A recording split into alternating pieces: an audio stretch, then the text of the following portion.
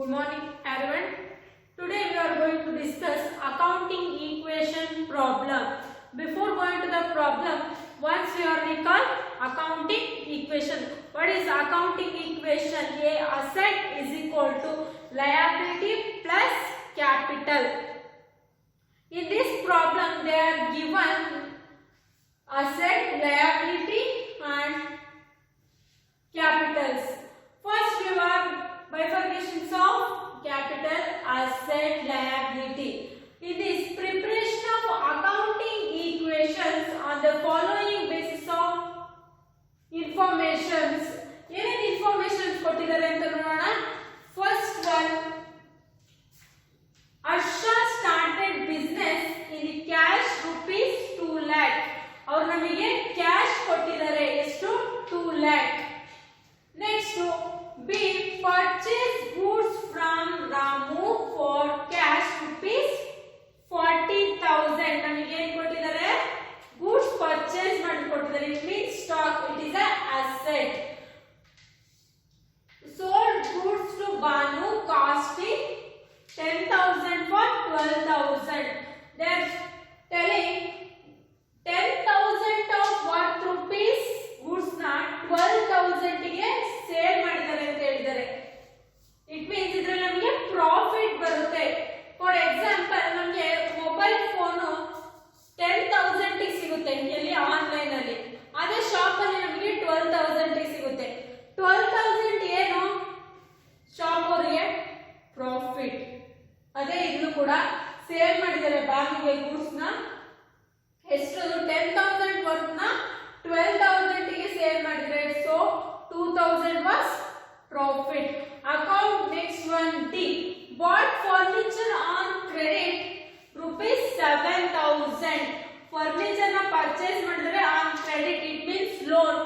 7,000 is called liability.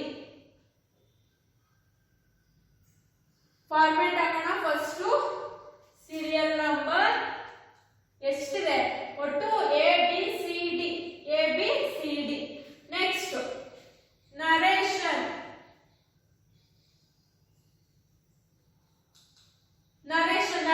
ಏನು ನಾವು ಇಲ್ಲಿ ಹರ್ಷ ಸ್ಟಾರ್ಟೆಡ್ ಬಿಸ್ನೆಸ್. ನರೇಶನ್ ಏನಂತ ಬರ್ತೀವಿ Harsha started business. In this accounting equation ಮಾಡಬೇಕಾದ್ರೆ ನಾವು ಏನ್ ಇನ್ಕ್ರೀಸ್ ಆಗಿದೆ ಏನ್ ಡಿಕ್ರೀಸ್ ಆಗಿದೆ ಅಂತ ಬರೀತೀವಿ. ಇಲ್ಲಿ ಕ್ಯಾಶ್ ಇನ್ಕ್ರೀಸ್ ಆಗ್ತಿದೆ, ದೆನ್ ಕ್ಯಾಶ್ ಮೀನ್ಸ್ ಕ್ಯಾಪಿಟಲ್ ಕೂಡ ಇನ್ಕ್ರೀಸ್ ಆಗ್ತಿದೆ. ಅದನ್ನ ನಾವು ನರೇಶನ್ ಅಂತ ಕರಿತೀವಿ. Next one cash. ನೋಡಿ ಕ್ಯಾಶ್ ಸ್ಟಾರ್ಟ್ ಮಾಡಿರೋ ಬಿಸ್ನೆಸ್, ಸೊ ಕ್ಯಾಶ್ ಇಡಬೇಕು. ಮತ್ತೆ ನಮಗೆ ಸ್ಟಾಕ್ ಬೇಕು, ಯಾಕೆಂದ್ರೆ ಸ್ಟಾಕ್ ನಾವಿಲ್ಲಿ ಪರ್ಚೇಸ್ ಮಾಡಿದೀವಿ. ನೆಕ್ಸ್ಟ್ ಒನ್ ಡೆಟಾಸ್, ಯಾಕೆಂದ್ರೆ ಇಲ್ಲಿ ನಾವು ಗೂಡ್ಸ್ ನ ಸೋಲ್ಡ್ ಮಾಡಿದೀವಲ್ವಾ, ಆನ್ ಕ್ರೆಡಿಟ್ ಅಲ್ಲಿ ನಾವು ಸೋಲ್ಡ್ ಮಾಡಿರ್ತೀವಿ debtors. Next one purchase furniture. Problem ಅಲ್ಲಿ ಫಸ್ಟ್ ನಮಗೆ ಏನೆಲ್ಲ ಕೊಟ್ಟಿದ್ದಾರೆ ಅಂತ ನೋಡ್ಕೋಬೇಕು. ಅದ್ರ ಮುಖಾಂತರ ನಾವು ಸ್ಟೇಟ್ಮೆಂಟ್ ನ ಪ್ರಿಪೇರ್ ಮಾಡಬೇಕು. Format asset is equal to liability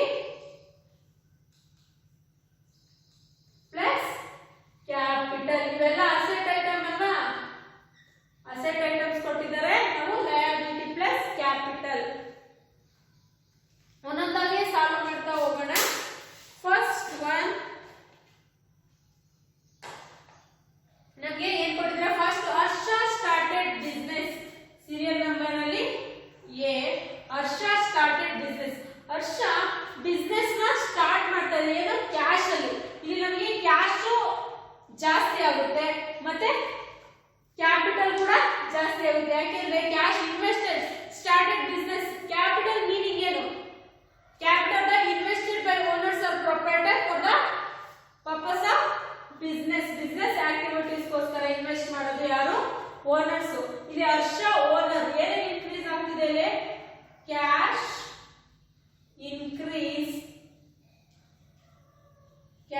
increase, also capital, cash increase also capital increase. ಯಾವ ತರ ಅಮೌಂಟ್ ಹಾಕೋದು ಅಂತ ನೋಡ್ಕೊಳ್ಳಿ. ಇಲ್ಲಿ ನಮ್ಗೆ 2 lakh ಕ್ಯಾಶ್ ಇದೆ, ಕ್ಯಾಪಿಟಲ್ ಇನ್ಕ್ರೀಸ್ ಆಗಿದೆ 2 lakh ಡೆಬ್ಟರ್ಸ್ ಇಲ್ಲ ಫರ್ನಿಚರ್ ಇಲ್ಲ ಲಯಬಿಲಿಟಿ ಇಲ್ಲ ಪ್ಲಸ್ ಕ್ಯಾಪಿಟಲ್ ಎಷ್ಟು 2 lakh ಓಕೆನಾ ಫಸ್ಟ್ ಸ್ಟೇಟ್ಮೆಂಟ್ ನಾವು ಫಾರ್ಮೆಟ್ ಗೆ ಟ್ರಾನ್ಸ್ಫರ್ ಮಾಡಿದೀವಿ ಗೊತ್ತಾಯ್ತಲ್ಲ ಯಾವ ತರ consideration Harsha started business with cash of ₹2 lakh Harsha business ಗೆ ಕ್ಯಾಶ್ ನ ಇನ್ವೆಸ್ಟ್ ಮಾಡ್ತಿದ್ದಾನೆ for the purpose of we are including cash and capital they both are increased in the first statement. Next we are going to the second statement. Purchase goods from Ramu for cash. ಇಲ್ಲಿ ನಾವು ಏನು ಮಾಡ್ತಿದೀವಿ goods ನ purchase ಮಾಡ್ತಾ ಇದೀವಿ goods ನ purchase ಮಾಡ್ತಿದೀವಿ ಮತ್ತೆ ಏನಿಂದ ಪರ್ಚೇಸ್ ಮಾಡ್ತಿದೀವಿ ಕ್ಯಾಶ್ ಇಂದ ಏನು ಇನ್ಕ್ರೀಸ್ ಆಗುತ್ತೆ ಇಲ್ಲಿ goods it means stock increased and decrease ಆಗುತ್ತೆ ಫಾರ್ ದ ಎಕ್ಸಾಂಪಲ್ ನಾವು ಏನಾದರೂ ಪ್ರಾಡಕ್ಟ್ ತಗೋಬೇಕಂದ್ರೆ ನಮ್ಮ ಹತ್ರ ಇರೋ ದುಡ್ಡು ಹೋಗುತ್ತೆ ಮತ್ತೆ ಪ್ರಾಡಕ್ಟ್ ನಮ್ಮ ಹತ್ರ ಬರುತ್ತೆ ಸೇಮ್ ಟೈಮ್ ಸ್ಟಾಕ್ ನಮ್ಮ ಹತ್ರ ಬರ್ತಾ ಇದೆ so stock increase cash decrease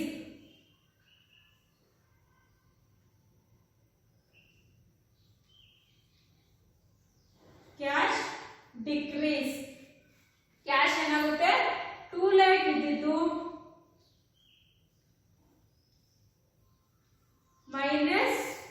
-40,000 minus ಆಗುತ್ತೆ ಸ್ಟಾಕ್ ಏನಾಗುತ್ತೆ ಇನ್ಕ್ರೀಸ್ ಆಗುತ್ತೆ ಇನ್ನು ಯಾವುದು ಕಾಲಮ್ಸ್ ಅಲ್ಲಿ ನಮಗೆ ಐಟಮ್ಸ್ ಇಲ್ಲ ಸೇಮ್ 40,000 ಡಿಕ್ರೀಸ್ ಆಗಿದೆ 40,000 ಇನ್ಕ್ರೀಸ್ ಆಗಿದೆ ಅಂದ್ರೆ 2 lakh ರಿಮೈನಿಂಗ್ ಸೇಮ್ 2 lakh ಹಾಗೆ ಉಳ್ಕೊಂಡಿದೆ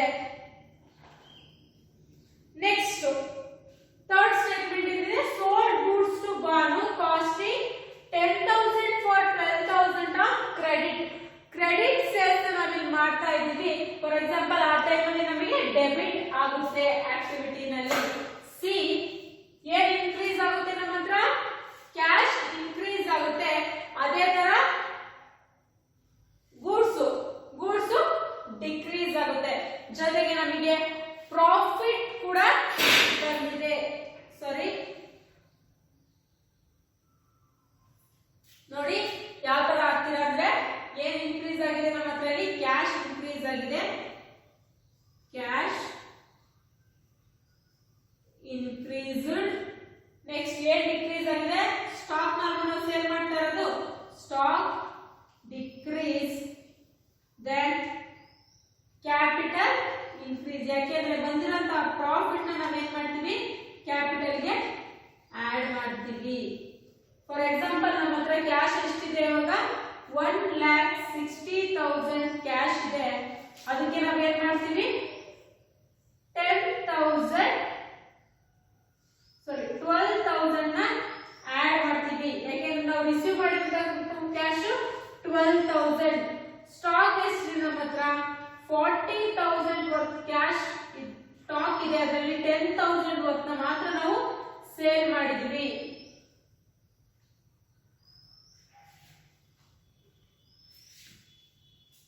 ಎಷ್ಟು 2 lakh ಪ್ಲಸ್ 2,000 ಈ 2,000 ಏನಂದ್ರೆ ಪ್ರಾಫಿಟ್ ಯಾವ ತರ ಬಂದಿದೆ profit 12,000 minus 10,000 2,000 was profit 10,000 worth rupees stock na ನಾವು 12,000 ಗೆ ಸೇಲ್ ಮಾಡಿದ್ವಿ so get 2,000 profit next fourth item bought furniture on credit 7,000 ನಾವು ಕ್ರೆಡಿಟ್ ನ ಪರ್ಚೇಸ್ ಮಾಡಿದ್ವಿ ಏನ್ರಲ್ಲಿ ಕ್ರೆಡಿಟ್ ಅಲ್ಲಿ ನಮಗೆ ಏನು ಇನ್ಕ್ರೀಸ್ ಆಗ್ತಿದೆ ಇಲ್ಲಿ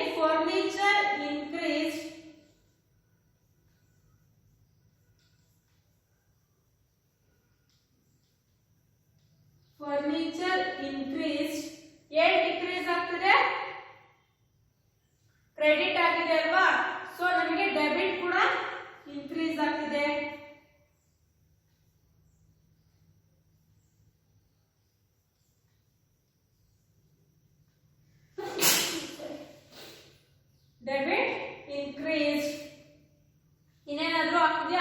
ಸಾರಿ ಲಯಾಬಿಲಿಟಿ ಇನ್ಕ್ರೀಸ್ಡ್.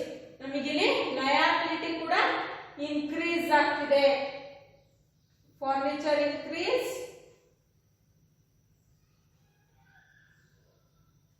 ಫರ್ನಿಚರ್ ಇನ್ಕ್ರೀಸ್ ಮತ್ತೆ ಡೆಬಿಟರ್